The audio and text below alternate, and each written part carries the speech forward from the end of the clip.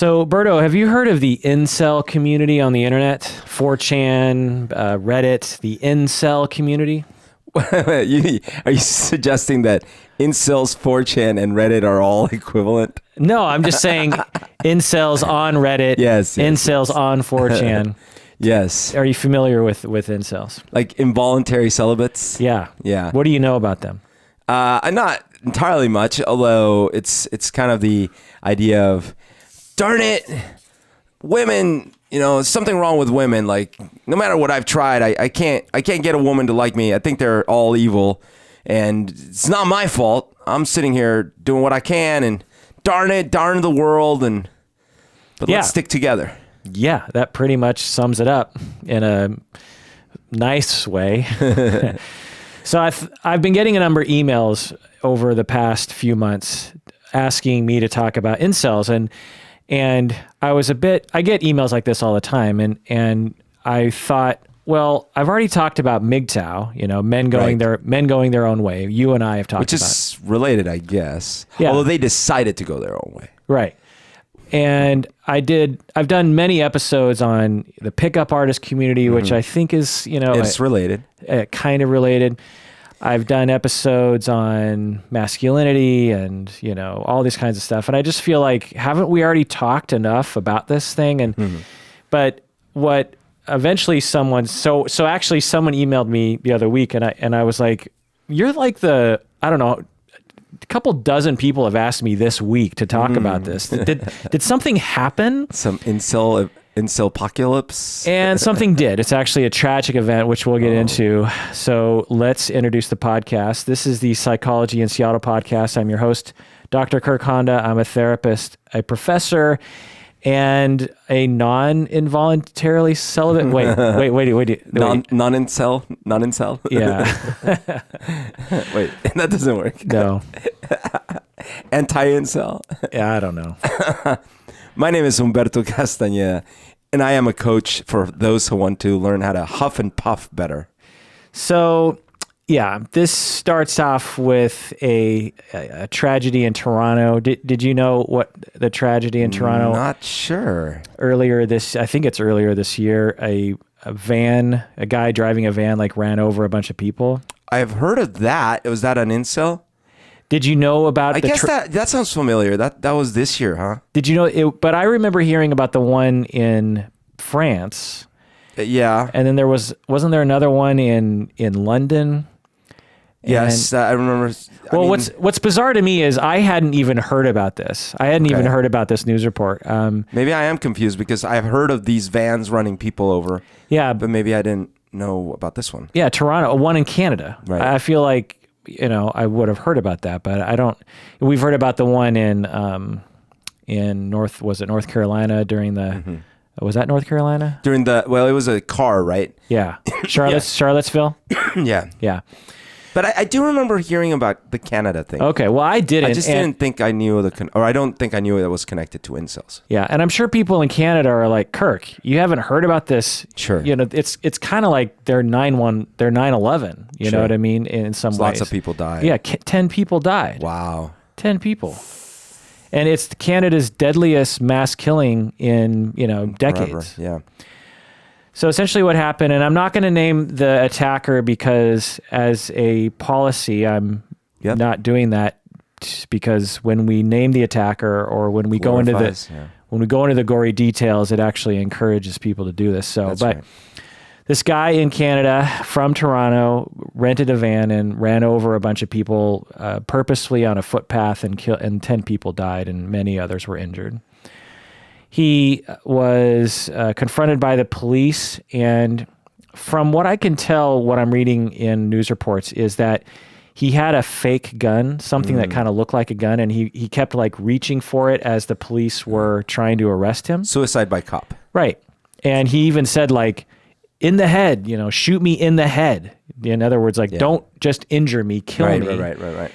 And the officers, because they're Canadian and not American, I guess, refrained from actually shooting the guy. Oh, wow.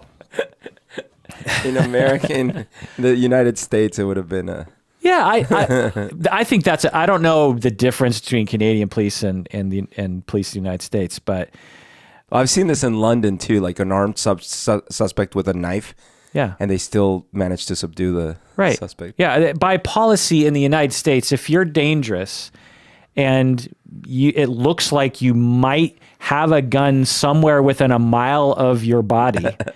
Then, they were pulling out the AK. Yeah, they just start blasting away, know? And terrible. so now, of course, there are exceptions to that. Maybe even the majority of police do that, but we've certainly seen a lot of cases. But anyway, so these Toronto police didn't shoot him, which is, incredible. Yeah, incredible. And they got close enough to realize that it wasn't a real gun, and then they detained him. So he didn't even have a gun on him. So is he in prison? Yeah, so he's being detained, and he's still the alleged van. I see. Because he hasn't been convicted yet. But so let's just look a little bit about the guy. He's 25, or was at the time of the killings. I saw a report that he was in an autism spectrum class in high school. Whether or not he had autism or not, I don't know. Okay. But, that's something. Like a special ed type of... Yeah. Okay. But I think specifically for autism. He was a software, as an adult, he worked as a software developer, mobile app developer. Okay. And just before, so just after the attack, they started looking at his internet activity, and they found that on Facebook, just before the attack, he posted something that referred to the Incel rebellion. Have you heard of this Incel rebellion? No. Can you imagine what yes. it would? It sounds like a more aggressive version of the MGTOW men going their own way thing. Like, that's it. We've had it. We're rebelling against women, their evil ways. And, and society, too. And society. Right.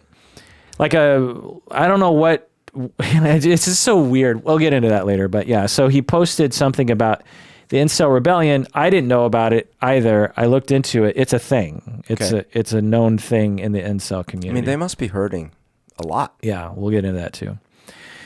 And he expressed admiration for the Isla Vista killer, the killer in 2014. I won't name his name either. Was that the France one or something? No, Isla Vista, California. That thing, yes. Yeah. Yes. The most well-known MGTOW incel killer. Who was also on the spectrum maybe, or? Not, well, so I did I think I did 2 hours on him. Yeah, if you want to look at, that's I think it might even be our most popular video on YouTube. But it was definitely part of that community. Yeah. But he wasn't, he was definitely mentally suffering. And to be clear, right from the start, autism doesn't cause people to kill people. Of course not. But when you suffer from mental conditions that make it hard to relate to other people, then that leads to rejection and pain and suffering and demoralization and hopelessness and suicidal thoughts and thoughts of revenge. Right. So there are many routes. So right from the start, I just want to say that, I did the deep dive on suicide. And one of the things that emerged for me, one of the gestalts that emerged for me as I did, 3 months of in-depth research, thinking, writing, talking, developing, and talking on the podcast for 13 hours, is that these killings, these mass killings, 98% of them, just, a rough number, they either kill themselves or it's clear that they wanted to be killed at the end of this encounter. Yeah. Or that they wanted to be put to death if they were caught. These men, it's almost always men, are suicidal. Who is suicidal? And that's the question that I feel like is not being answered about these mass killings. It's usually about, the incel community, got them to do this, or video games, or mental health, or the proliferation of guns, or, lack of mental health services, or video games, or there's always these things. But to me, the central feature to all of these incidents is that these individuals want to die themselves. Yeah. Why do they want to die? And what there's a superset there of because obviously there's a lot of people that want to die and then just go kill themselves. That's right. They have this additional, like, I'm going to see if I can take some portion of some community with me. That's right.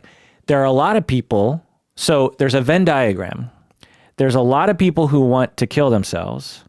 And then there's another set of people who want to take revenge on society. Right. There's not a lot of people in that category. But when you overlap those two, that's when you get these mass killings. Yeah. So the vast majority of people who want to get revenge on society never take action on it because they don't want to die. They don't want to get hurt, and they don't want to go to jail. They want to have a good life. So they'll keep it to fantasy. They'll keep it to ranting and ravings. They'll keep it to the internet. They'll keep it to watching revenge movies or whatever. And that'll be that, and they'll just be annoying to their friends. And when they get drunk, they'll rant and rave about this and that. And that'll be that. But they won't actually take action because they're not pushed over the edge. Now, you combine that sort of person who is also suicidal and who might even, I'm guessing a lot of these guys are in their room with a gun to their head and saying, well, wait a second. Yeah. Maybe I can do something with the last breath of my life. Right. Why not? I'll be dead anyway. Right. And so the real solution to me, after doing the deep dive on suicide, is how to prevent what the factors that lead to suicide. Yeah. And those factors generally, according to empirical observation, are what, do you think? Okay, let's see. Factors that lead to suicide. All suicides. Not even just, these depression. No. I mean, that's a factor, but more specifically, though. Okay, isolation. There's plenty, yes. So there's plenty of people who are who kill themselves who aren't depressed. Okay. It's a misnomer that if you kill yourself, you must be depressed. It's not the case. Okay. But yes, isolation. But particularly what they call it in the theoretical literature is thwarted belongingness, which I like that. Thwarted belongingness. Okay. Yeah. So you want to belong. It's not just isolate, because some people are isolated, but they want to be loners. They don't feel thwarted, So if you feel thwarted, like they lost their job, their 20-year-long job or something. Or they can't get a woman to date them. Sure. Or they can't, or they reach out gone through a divorce or something. Or they reach out to friends and no one will call them back. Sure. Or a group of bullies have humiliated you at school. Yeah. Or, I don't know, just all the things. Just it could also be like a very, very major setback in life. Like you lost everything to a hurricane or you. Right. So, but that, if you feel like you belong, you are not likely to become suicidal. So you can lose everything. You can have a terminal illness, according to general averages. If you feel like you belong, like you're connected, really connected, like you can really trust people, you can really trust your medical providers or whomever is involved in your situation, then it will stop you from taking that leap to thinking about suicide. So you have to have a number of things. You have to have thwarted belongingness, basically rejected isolation, and you have to be hopeless about it. There has to be something that leads to hopelessness. So, I mean, like I was mentioning divorce because, wasn't the comedian, Robin Williams? Robin Williams, wasn't he married and then went through a painful divorce? And I don't know that factor, but his suicide is actually a little bit more of a mystery because he had been depressed and suicidal for decades of his life. Mm-hmm. From what I understand, his early life wasn't that great and had maybe even attempted at different points of his life. He goes into detail about this on the WTF podcast with Mark Maron. Do you listen to that podcast? You've told me about it. Yeah, several times. It's a good podcast. Yeah.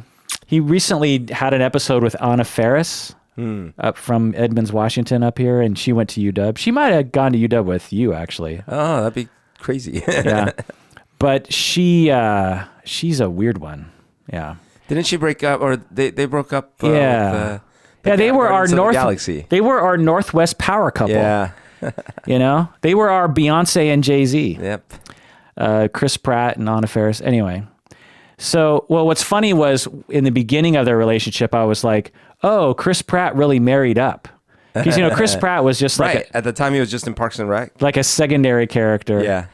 And then eventually it was like, oh, Anna Faris is marrying up. You know what I mean? Yep. Anyway, so Robin Williams later in life started developing Parkinson's, and then he went on a medication. So there's no way to know, but it could have been independent of his Parkinson's meds. He could have just, finally said, I'm going to do it. Or the Parkinson's diagnosis, the notion of losing his abilities could have caused him to become hopeless and isolated and want to kill himself. Or the Parkinson's disease itself can actually alter your personality to such an extent that you can cause you to kill yourself or cause you to want to kill yourself. I find it interesting that both him and Michael J. Fox, when you think about them young, like it's a key thing about them, they were spastic. Whenever you imagine him, Michael J. Fox acting, so it's like, what's going on with it's like spastic, and it was funny, it was entertaining.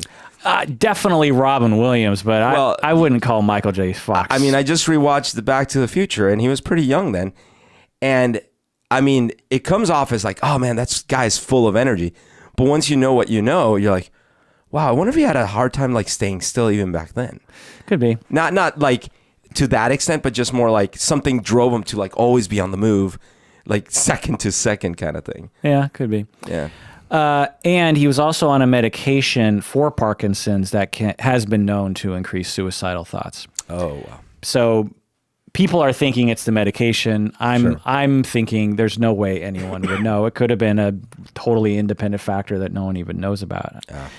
But anyway, so you have thwarted belongingness, you have hopelessness, and you have some sort of psychological pain. So, whether that's, so if we're looking at the incel people, it's because they feel like they can never be a man, they can never get the girl, they can never have sex, they can never be a part of society, they can never have love, they can never have a family, they can never be accepted by their own family because they're 25 and living alone and playing video games all day. They're being rejected by society or whatever. That's the pain that they're experiencing. And then the fourth factor is you have to have some means. You have to have some way to do it, which you actually have to develop over time. It's, because people don't just like have the idea for the first time to kill themselves and just grab a gun and shoot themselves. Right. It's pretty rare. Usually it's like, okay, how am I going to do it? Can I do that? Am I capable of doing that? How do I get that? It's like, so anyway. So you combine that with someone who is, wanting to take revenge on the world, and, then you're going to have what you have. And I just feel like the media and society and frankly, mental health professionals aren't focusing on that factor. I mean, Do you ever hear people talking about these mass killings as essentially a suicidal person doing something horrible? No. Right. You hear about someone doing something horrible, period. They're just doing something horrible. You certainly hear the mental health angle, but you don't hear specifically the suicidal angle. Right. You hear that the narrative almost seems like, they wanted to take revenge, or they wanted to do this horrible thing, or they're crazy and they don't know what they're doing and they kill a bunch of people. And then as the police were, coming in on them, they decided to take their own life. The narrative is like, that's when they made that choice to kill themselves. But to me, again, there's no way to know, but I would suspect the very beginning of this process was a suicidal thought. Yeah, it doesn't, and usually there doesn't seem to be like, and they had this getaway plan that didn't work. Right. You never really hear about a getaway plan. No, it's clear from all of these cases that they plan on dying. You know, there's no disguise. They're driving their own car. Right. That. And they're never like shot on their way out as they're fleeing. Right. Yeah. In fact, a lot of times they shoot themselves. So before we get into more of this, let's take a break. What do you say, Berto? Let's do it.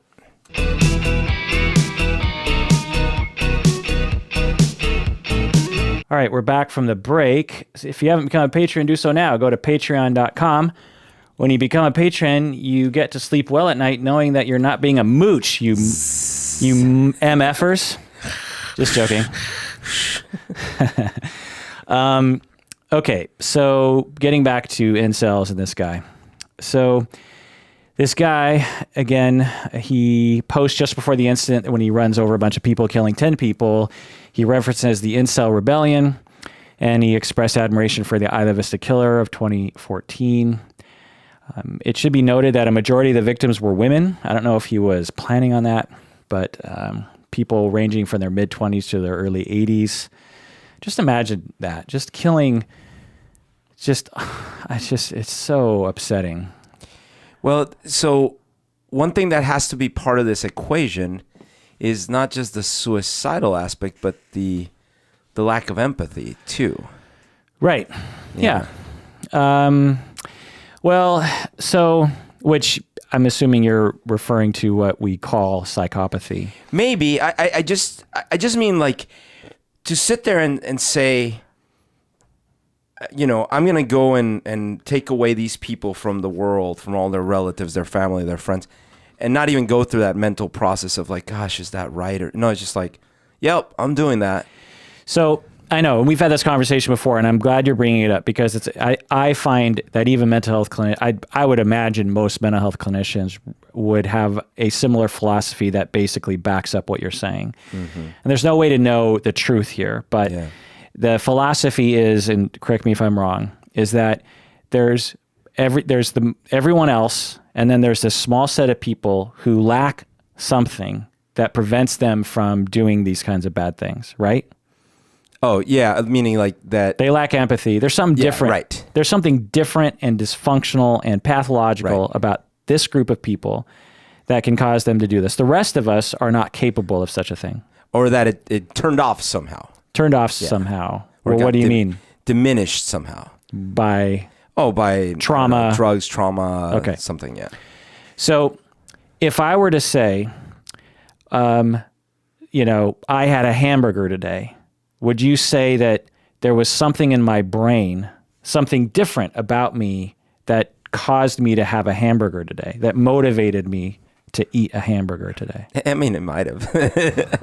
You're talking to maybe the wrong person, but it could have been, yeah. Well, depends. If you'd never have eaten hamburgers and all of a sudden you decided to have a hamburger, I would be curious, like what changed?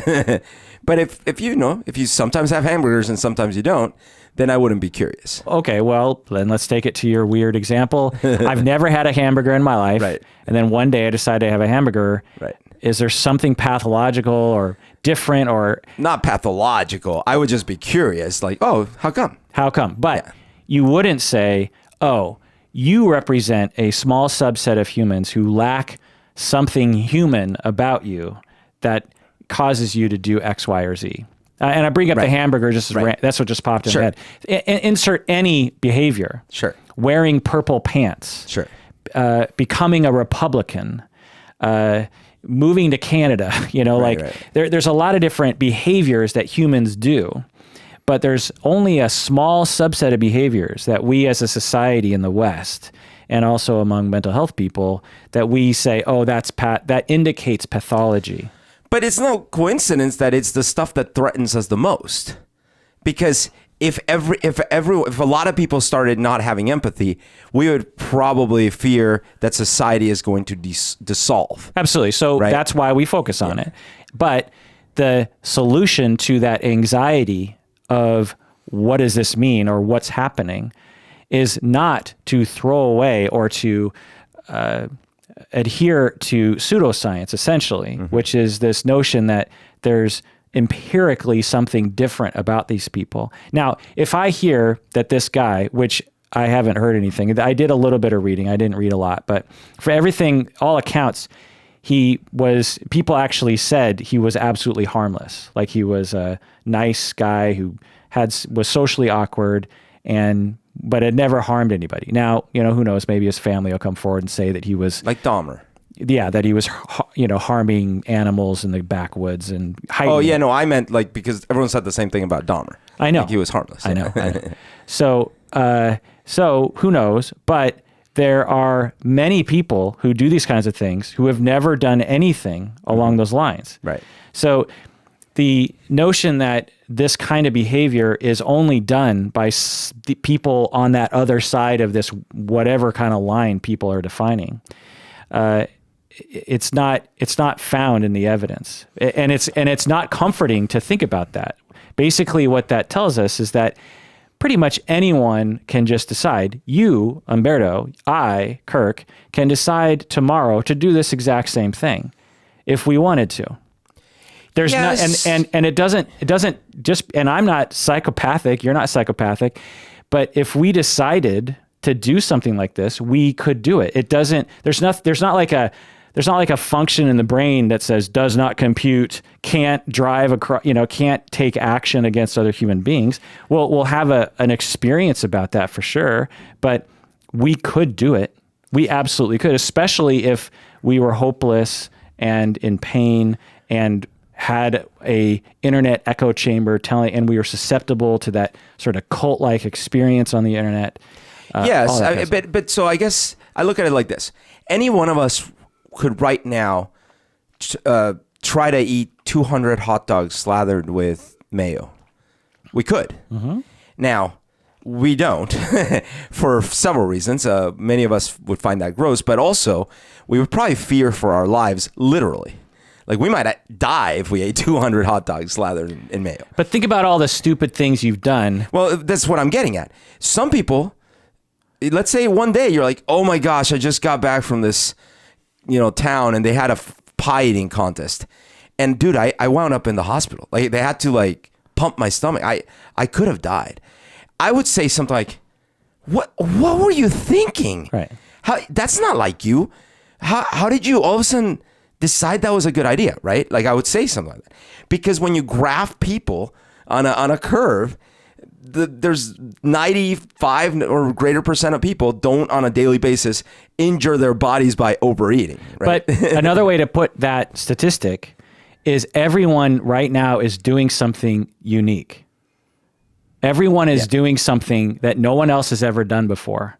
So, but you can group it into sets and but that's my point. What's our definition? Well, but that's like saying you can't, right? But I'm saying that you can, because you can say, look, it's true that we all have the physical capability of inflicting harm, and then you can try to rationalize all the reasons, but for whatever set of reasons, when you draw us on a curve, most people. What curve though? That's the thing. What I'm saying is, if you pulled or just looked around, is on a daily basis, how many people kill people?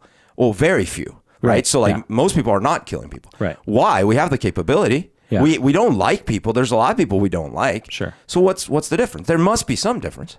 Okay, so that's the question. Yeah. What's the difference? Right.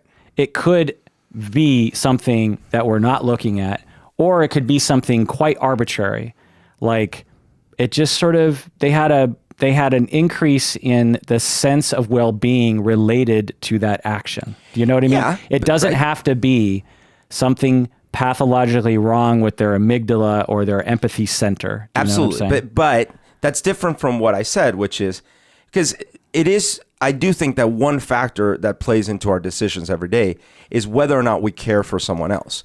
Because if for example, I am at work and there's a line to get food and I see an opening and no one's looking and I can cut in, the less I care about those people in line, the more I'm probably just going to do that. Man. But if I care at all about well, they've been waiting in line, I'll just go stand in line too, then I'll probably go stand in line. So, that amount of empathy played into that decision. Similarly, I'm not saying it's the only sole driving factor, but it's interesting that the amount of empathy these people are experiencing did not override all the other shit that was going on in their heads. Okay, great. So they could either have a tremendous amount of empathy, but also an overwhelming amount of reasons to do it, or they could have no empathy and little reason to do it. Sure. There's no way to know that answer. And the way, forensic psychologists talk about this is they will talk about it in terms of certainty. Mm-hmm. That man is psychopathic. He has a pathological condition. And then the masses believe all that stuff. And it's in 100 years, they're going to look back and say, man, you guys had, you were about 10% there, but like, man, did you not know what we know today about how the brain works and decision making and all that kind of stuff? And it's just not that simple as a thing. Right. So we don't know. And from what I can tell, the little I know about this guy is there wasn't anything particular about him that indicated that he would do anything like this, and that's scary. We don't want that to be the conclusion. We want to be like, he was deranged and he had a history and people neglected the signs and they should have done something. And it's just like, from all accounts, it was like, nope, just a regular guy, Well, and because, in the case of Columbine, it's quite different, right? That there were a lot of signs. They weren't, not everyone listed them. Oh, they were harmless. They were, innocent. And while they were on their killing spree, they exhibited continuous lack of human empathy to the extreme, and definitely had planned to kill each other, because they actually had planned that one would shoot they would literally pull the trigger on each other at the same time, right? So like all these things are on a much, I don't know, higher premeditated level, more because like one thing is, I'm at the bursting point. I'm going to drive this car and take some people with me, right? And I don't know all the details, right? But another thing is like plan something for a long time, stack up the weapons, order the grenades, do whatever, have like this elaborate plan, go carry it out methodically from classroom to classroom, look at people in the face, shoot them, keep going. Like that's a different level. So different level of what? Well, of sociopathy or psychopathy or whatever. No, that's my point. That's a wonderful narrative. Well, then we need new words, because if you want to tell me that you can group these things together, then we have no ability to make different groups. No, we have plenty. There are people with penises. There are people with vaginas. Right. There are people with things in between. What I'm saying is like, and there are people who kill people, and there are people who don't. No, see, that's too broad of a category. But there's no way to differentiate among people who do things like Columbine. We can say, boy, did they lack empathy, and they had a pattern of behaviors or statements or things that they said about their inner experience that we can frame or construct as a quote-unquote lack of empathy and psychopathy. And these are useful things. I'm not saying they're not useful labels. I'm just saying they're not real things. They're not scientific hard facts. And to rely on such things is philosophical. What? Neither is lack of belongingness. True. But I'm not. But I wouldn't say that like. So good. When you ask people who are suicidal, they will say they feel a lack of belongingness. Sure. But you can't point to something in the brain. But when we talk about a feeling of lack of belongingness, we tend not to frame it as something pathological. When we talk about Columbine and these other people, we tend to frame it as a pathology. Like there's something wrong with their brain. Well, if by wrong we mean dangerous to us, yes. Fine. You can say dangerous to us. We can say like problematic. We can say immoral by all means. Self-pathology is dangerous to oneself. Like you have a pathological, bug in your system that could kill you, right?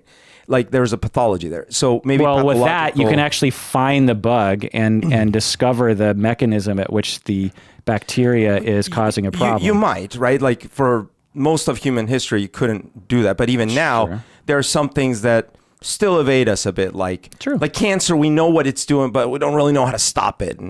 But we can find the cancer. We can't find pathology of the brain in terms of psychopathy. There's nothing we can find. And there are certainly lots of, I don't want to go down this rabbit hole. Okay, back to incel. Yeah. So involuntarily celibate people are, they call themselves incels. They're similar to the men going their own way people. They're always on the internet. A little bit about them is they talk about Chads and Stacys. You know who Chads and Stacys are? No. Can you imagine who Chads and Stacys are? A Chad is a chump, maybe? No, Chad is like a alpha or like a Chad. A Chad is an alpha? Yeah. Oh, is that a jock name? Chad? Yeah. Oh, see, to me it sounded like chump or something. And a Stacy is like a cheerleader. Okay. So you got the captain of the football team, Chads, and you have the cheerleader Stacys. and they hate Chads and Stacys. They hate Chads and Stacys. Yeah. And they also hate feminism. Every day, because of the Isla Vista video I have on YouTube, I get emails every day and comments every day from, because the Isla Vista killing, there's a large group of people that are a very small minority of people in the United States who are on the internet consuming everything Isla Vista killing. And then they eventually come across, and there's a lot to consume on YouTube. There are videos galore on the killing from 4 years ago. And because the guy left behind a manifesto and all these YouTube videos. And then everyone analyzed it and stuff. Yeah. Right. And everyone has something to say, including me, apparently. Right. And I just, that was just one episode among 800 episodes that I've done. And I remember someone asking me to do that, and it looked particularly interesting. And so I'll do this one. And I had I do lots of episodes all the time. I do 3 episodes a week. Yeah. And most of them just, people listen and they move on with their life. But for some reason, this one, it just keeps, producing people reaching out. And many of them will say something like, because I talk for 2 hours about various things. I go into society in terms of mental health, in terms of, all the things that you can connect to a killing like this. And they'll say, love the analysis, totally in depth, one of the only professional analyses of the Isla Vista killer around, but you're a fucking cuck because you're a feminist. So at some point in this video, I must have mentioned that I was a feminist. I don't know why I would have said such a thing, or if I said that directly or something. But it's like, God, So if I'm gonna label this video something like incels or something. And so if you're one of those people out there, let me explain to you what fucking feminism is. It is the notion that people are treated differently by their gender. And it's not just women, by the way. You can be of any gender and treated unfairly. Mm-hmm. It just so happens that traditionally and historically in our society, women have been getting the short end of the stick more of the time than people who are not women. That isn't to say that people who are not women are not getting the short end of the stick sometimes. You are a man in a nursing school and you're going to be discriminated against. You're a man who goes into a craft store, or you're a man walking down the street with a kid and you look like a pedophile in terms of what society calls a pedophile. You're going to be discriminated against. Feminism is about gender, power, privilege, politics, awareness, bias, stereotypes, prejudice, mistreatment. That's all that it is. And if you don't acknowledge the fact that that exists, I don't know what to fucking tell you. Right. Now, there are plenty of people out there who are abusing the label of feminism as a sort of tool to rail on other people. And certainly the incel community cherry picks the very few examples that happen to be on the internet of a quote unquote feminist just screaming at someone about, this or that. You can find examples of any idiot doing anything for any reason. Pro-empathy people are out there doing something like someone's being an asshole about that. You know what I mean? So, yeah. Well, the problem with labels, though, is people can't co-opt them. So, and you can't, just like we don't like when folks say, well, yeah, but that wasn't a true Islamic person, or that wasn't a true, conservative, or that wasn't a true whatever. What happens is that there are pockets of feminism that are perceived by men as extreme because they espouse sort of like men hatred. Great. Fine. Yeah. And it's true. I've been a part of that. I'm a man, dude. Yeah. I've been I live in a world of women. Right. Therapy, especially marriage and family therapy. Are you fucking kidding me? 95% of them are women. And guess what? I have been in a room with, dozens of women talking utter shit about men. Okay? As have I. And it feels bad. Yeah. But I don't stand up and do anything because I'm not that kind of person. But I walk out of that room going, that was fucking bullshit. Okay? Right. So yeah, there's abuses. People are people. But I think that's what does, unfortunately, some of the fodder that is given to the people that then say, see why feminism is, the worst thing since sliced potatoes. But it's interesting that they would cherry pick those examples. Do you know what I mean? Like, why are you so concerned? Do you know what I mean? Yeah. It's interesting that something that is associated with, so when because when I talk to these people, and I have many of them, I'll be like, I'll say kind of a version of what I'm saying, sort of toned down quite a bit. And they have so much propaganda pumped into their head around like it's all a mass conspiracy against men, and they'll bring up like Marxism and shit, and you're just like, why are we bringing up Marxism? Yeah. Like women. Remember that woman who wrote the Communist Manifesto? Yeah, and the woman in charge of the Soviet Union. Right. It's like women. I'll just go over just like, so can you agree that in the past, say 50 years ago, women didn't have the same opportunities that men did? Well, that for the entirety of human history. But I just asked them one question, just like 50 years ago, 1968, did women have the same opportunities? Or say 100 years ago? Sure. Could women be physicians? Could they be senators? Could they vote? Could they, all these kinds of things? They just didn't pull themselves up by the bootstraps. Well, no, they can relate to that. Okay. But what they can't relate to is that we're still emerging out of that. Well, but it's the same thing with racism, right? They say, yeah, well, 200 years ago, that's a long time ago. Why can't you pull yourselves up from your ghettos? Right. So it's interesting what people will deny. Essentially, we have sexism deniers in the incels, and we have racism deniers who are Trumpites, right? Whateverites. Whatever, right-wing, anti-whatever sort of people. Proud Boys.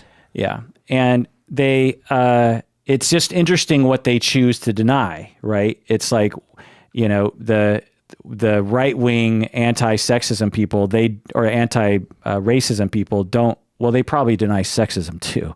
Anyway, the point is that I interact with these people all the time, and I can tell from the way they talk, because they all have the same points, that they have been fed just years of copious amounts of bullshit into their head. And what emerges is like, they love me, but then they hate me as soon as I say I'm feminist. Like everything I say is completely discounted when I mention that I'm a feminist. Right. I'm suddenly now like the enemy. It's the weirdest fucking thing. It's like, so, you're totally convinced I'm a genius, and then I mention one thing that means to everyone else other than you fucking idiots that sexism is a thing in society, that, bias, people are biased sometimes. Some people aren't, but when you average it out over, large groups of people, just to give you, if you're unaware, I got one question today. They're like, do you have any research that demonstrates? There are probably hundreds of studies. It's very easy to do this. You have a number of resumes. Yeah.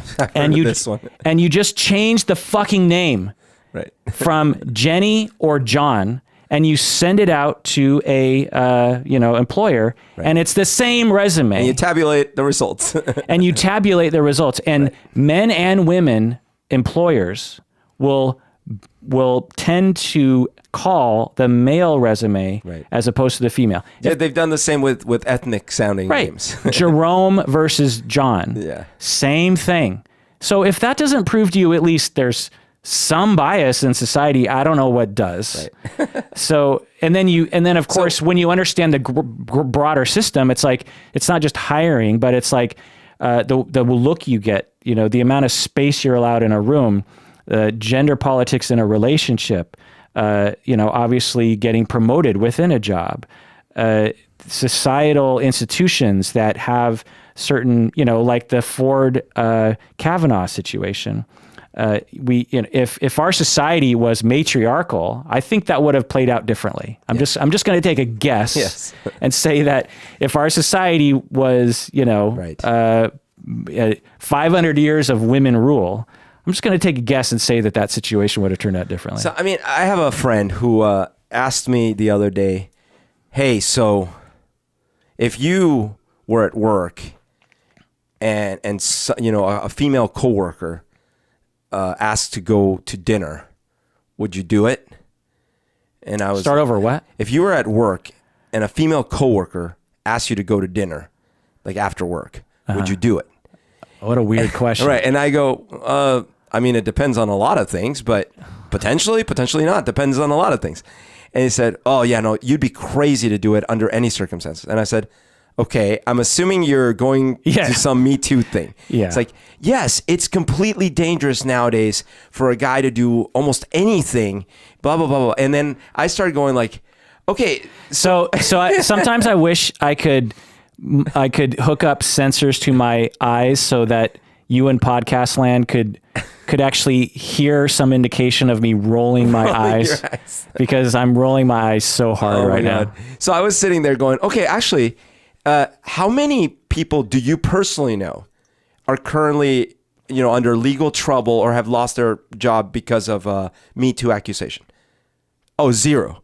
Yeah. Okay, guess what? Same with me. Yeah. And I know a lot of people, and a lot of them in the tech industry and in the entertainment industry and stuff like that. We don't know anyone directly. Is that just because we're like the special little snowflakes? Yeah. And how many of us and the people we know have done things, men and women, that could be called sexual harassment, you know? So the vast majority of, So my ultimate point was like, look, there's no question that the goalpost has changed from the 90s to now, or the 80s or the 70s to now, because what people used to think was okay, it isn't. Many of those things are no longer okay. So what I always tell people is like, one, if you don't do anything that is intimidating or scary or pressuring, then you're probably going to be okay. In the slight chance that someone decides that they're going to frame you, which hardly ever happens in life. I mean, someone could frame you for murder, right? Like, do you walk around worrying that you're going to get framed for robbing a bank? Because someone could do that. Oh, I better cross the street because I'm about to walk by this bank. Someone could rob a bank and try to frame you, and walk into your house and spread the money around and the ink packet, and you could be framed and you could go to jail, and there's nothing you could do about it. Well, so what's the chance that a woman's just going to suddenly target you with a sexual harassment frame job? It's possible, and I'm sure it's happened. But like, there are worse crimes to be framed, and if you haven't done anything wrong, you have lawyers that will help you, Yep. So, anyway, so yeah, as long as you're not doing anything pressuring. So the example, if a woman asks you out to dinner at work and you go, and then she like claims something happened, at the restaurant? Like, how could that possibly hold up in court? I asked him to dinner, and then while we were at the restaurant, said inappropriate things during dinner. Yeah, it's like, what did he say? And you're saying, I didn't say those things. I just quoted our president. Oh, whoops. But even then, it's just like, now, that's different than employee policy, right? Right. Which is what I pointed out. Right, which is actually something to watch out for. You don't. What do they say? You don't shit where you eat or something, right? Yeah, I mean, like you don't go out with someone at work and then you say something that pisses them off. They go back to work. They tell an HR person that you said something, or you could just say something like, "My boss is a fucking idiot." Yeah, I mean, it's obvious. And you could get in trouble with HR, right? Which, okay, I guess that kind of sucks, but that doesn't have anything to do with this anti-Me Too movement. Now, that guy, which I'm assuming it's a man. You're so biased. Yeah, more eye rolling. I should just have a bell when I'm bing ding. Or some kind of stretching sound like, but. That sound effect in all the movies when the doors open? Yeah. That creak sound? He was likely in an echo chamber on the internet. Yeah. Facebook, Reddit, something like that. Would it surprise you to know that he's a big fan of Tom Likas? Oh, boy. Okay, so we got to rush through this. We got, now, Reddit. Did you know the subreddit, the Incel subreddit, was banned last year? I did hear about that, actually. Yeah. That's pretty... That's huge. Yeah. For Reddit to ban a subreddit, is because that's why it was big news, because that doesn't happen. Yeah, because they did the Alex Jones, or was that just Twitter? No, they finally did Alex Jones as well. Yeah, it had 40,000 members. The group had violated the Reddit policy that prohibits calls for violence. Yeah, because of the incel rebellion. I read one article and they provided, just to give you an idea of the sort of things that people would say on Reddit, and trigger warning to people. So legitimate trigger warning, but honestly, well, anyway, so quote here. I have sluts for managers, flat bitch with no ass, and loud, ugly black landwell, somehow with no ass either. Both brag about all the dick they suck. So there's something, because I've read a lot of these forums, there's something weird about the themes that you'll see on these incel, MGTOW, toxic masculinity places. They will often talk about their coworkers. I think it's because maybe it's the only place they actually interact with other females. That's quite possible. And it's almost obvious how they're exaggerating. And I think they're exaggerating to get upvotes. I think they're actually just making shit up because they want other people to appreciate what they're saying. You know what I mean? If they say something like, I have a manager and she seems like maybe she's anti-man, but I can't really tell. Like, you're not going to get a lot of attention. It's actually going to go worse because everyone's going to be like, oh, nice cook. Right. But if you say, I have sluts for managers, it's like, okay, this one's on the level. Yeah, you're like, okay, how do you know your managers are sluts? Because they brag about how much dick they suck. Yeah, right. Both brag about all the dick they suck. Okay, let's imagine that world.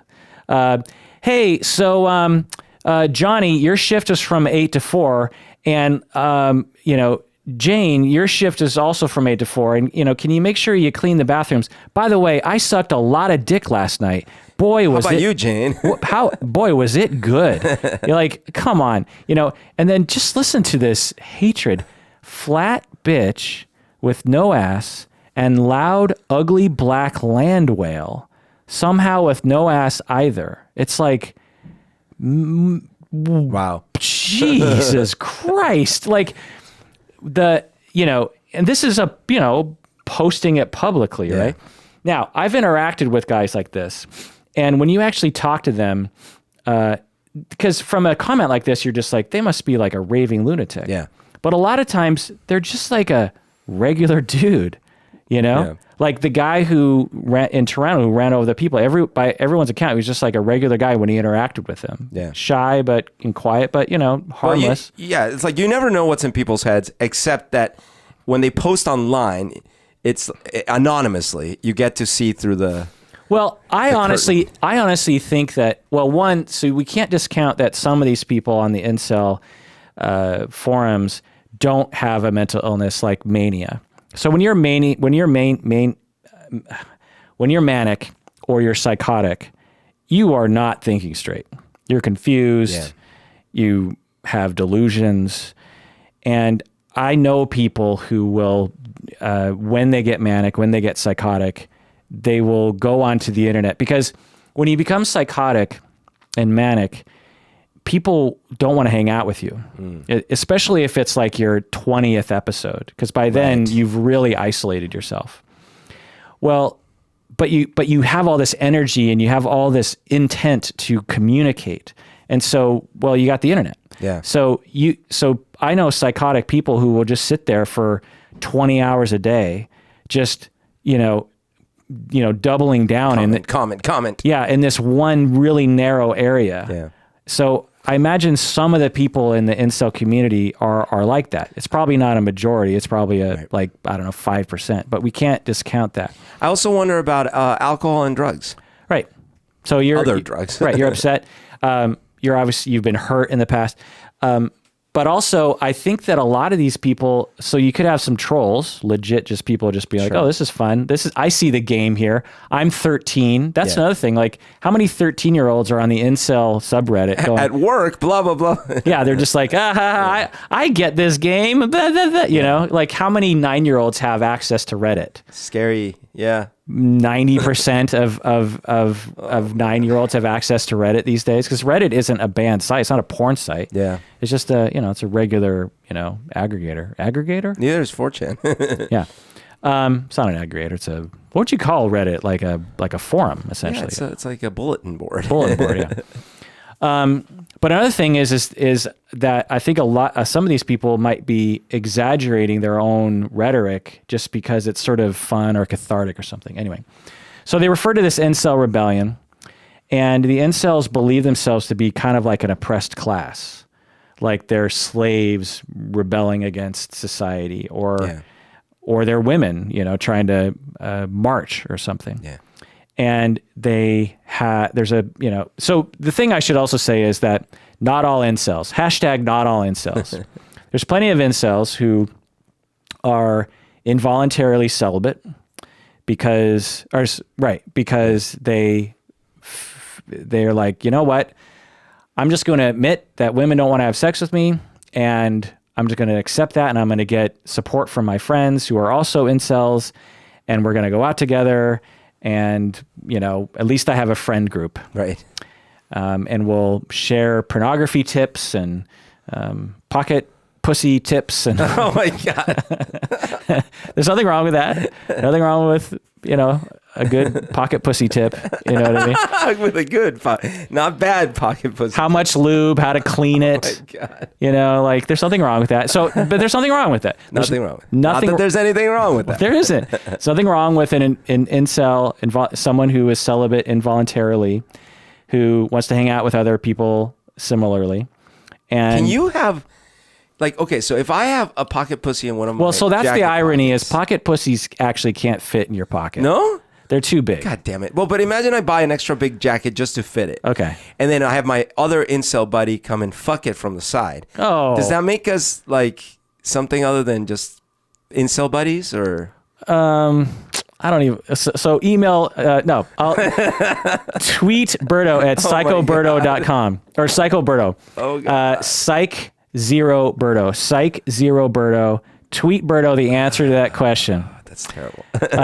Okay. So there's nothing wrong with that. So I'm guessing there's, I don't know what percentage of incels are totally innocent and nice dudes and maybe there's even women incels. I don't know. So there, but there's a certain group of them who think we need to have an incel rebellion. They feel like they're an oppressed class. They need to rise up and take over. I don't know what the fuck they're going to take over. What they're going to like it's going to be a coup d'etat of incels in the United States. It's just like, come on. It's from what I can tell, it's like a weird echo chamber that's toxic. I almost consider to be kind of like a cult where it sort of brainwashes you. Yeah. Because you find this place in the world where you feel like you fit in, and then you're just fed this constant stream of propaganda. And it's hard, especially if you're disconnected from the world and you don't have anyone else to talk to, it's hard to think straight in that setting, right? Like the Jamestown people or any other cult, you just get kind of locked into the people around you. You're just like, okay, this is what we're doing now. Oh, we're going to do the incel rebellion. One person that talks about here about the guy who ran over all the people in Toronto. They says, this is someone on the internet. I don't blame him for what he did. I blame society for treating low status men like garbage. There will always be more rampages because of the way society treats us. Wow. So look, if you're an incel person or you're a MGTOW person and you're still listening, God bless you. But if you're still listening, I know you're in pain. We're all in pain. I know that you're confused. I know that you've been rejected so many times. We've all been rejected so many times, but maybe you more times than other people. Not just by women, but by everybody. And it hurts. I get that. I can relate to that. I don't have any quick, stupid psychobabble solutions to that. But if you turn to the internet for a solution, you're likely to find the MGTOW people and the incel people. And it's going to feel good at first because they're expressing the pain and anger that you feel. That feels good to find someone who is, expressing the feelings that are, some of the feelings that are inside of you. But some of these people on the internet are creating a toxic echo chamber that might feel good, but it's also cult-like, and it will start to brainwash you, similar to Scientology or a fundamentalist religious group or something. And these people are creating a narrative that will prevent you from actually solving your problems. They might even suggest that the only solution to this problem is to kill other people. And there are just so many other ways to deal with your pain and your anger and your isolation and your frustration. And I'm not saying you have to be all touchy-feely with a therapist.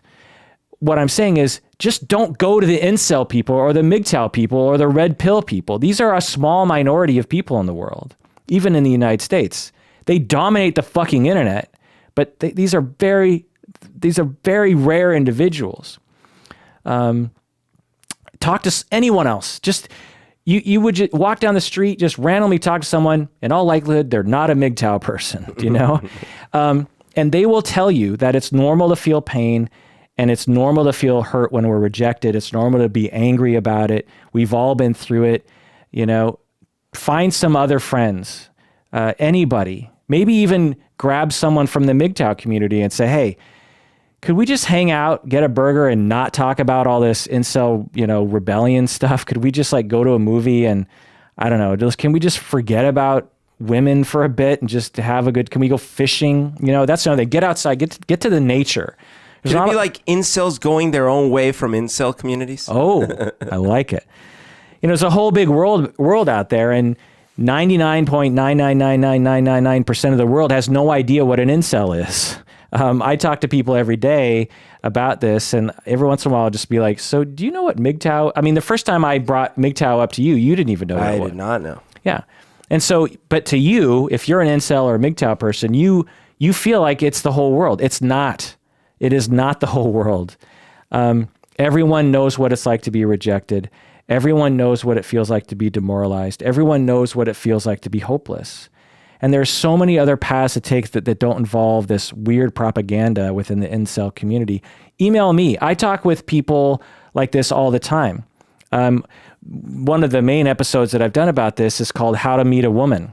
It's our episode titled How to Meet a Woman.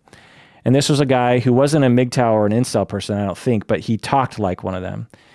And I went back and forth with him about that, and it was a bit of a turning point for him where he thought, because he was heading down a road of hatred and misogyny and into that world of rigid anger and despair and giving up and creating a narrative that all women were this and all women were that and all women were against him, and they were all essentially the incel MGTOW is this notion that there's this grand conspiracy against men. It's just what? Every men and women and queer people, everyone feels hurt all the time. It's a human thing. So I talk with people, email me. Hey, let's have a dialogue. If you're just you know what? I don't get feminism. Let's talk. If you're hey, no one will talk to me, and I feel like I'm going down the road of misogyny. I can feel it in my bones. Talk to me. Talk to anybody other than the MGTOW incel people. There's a way out. Now, there's no easy answer. I've talked with people you'll get answers just be yourself, just, put yourself out there. Yeah. Go on Tinder. I know that if you're at the point where you're looking to incels or looking to MGTOW people for consolation, you've gone down those roads hundreds, if not thousands of times, and they have not worked. And I get that. So I'm not going to demean your experience by saying, be yourself, go on Tinder, everything's fine, because you're suffering. It's not fine. Things are not fine. And you might not ever be able to do this very easily. It's hard, especially if you're on the autism spectrum or you've been traumatized or you're from a different culture and you don't understand the women in your culture that you're currently living in, or your parents were weird. I mean, one of the biggest factors, when you have weird parents, you become weird, sometimes in good ways, sometimes in bad ways, or there's pros and cons to being weird like your parents, and, it happens. And it can hurt. It can hurt so bad. It can really, really hurt. But there are so many other paths to well-being, and even to meeting your goals of actually meeting women and having whatever sort of sexual life you want, whether it's monogamy or serial monogamy or polyamory or dating lots of different women or casual sex. There's lots of goals in life. It's fine for everybody.